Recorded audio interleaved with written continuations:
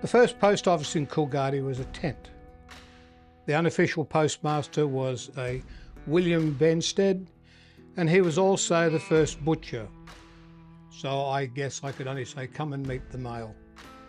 The first official post office was opened in September of 1893. It was constructed by J.D. Connolly for the cost of £404. The Coolgardie Messenger Cycle Company was formed in 1894. It was the first time the bicycle was taken from general means of transport to a serious business in Australia.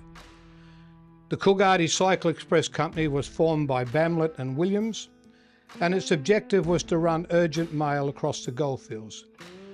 In time, there were several operators carrying urgent mail across the outback, and a good example of their skill was the urgent mail to Southern Cross could be delivered in 10 hours, whereas a camel took 21 hours. One rider is quoted as saying, as coming back from Norseman one moonlit night, he had a pack of dingoes closing in on his tail. When he got to the salt lakes, he was able to get up some good speed and left them behind. He is also quoted as saying he never slowed down or looked back until he reached old Coolgardie. There were not a lot of policemen on the goldfields in the 1890s.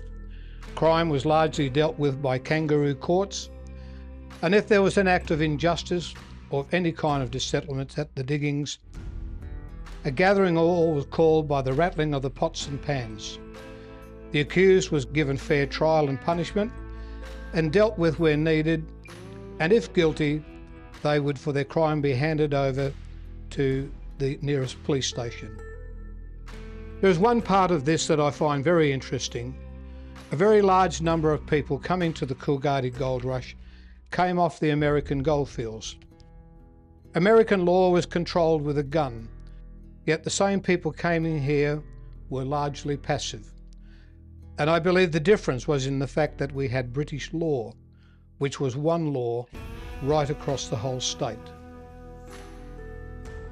Ladies and gentlemen, there are just two other facts that I would wish to put before you.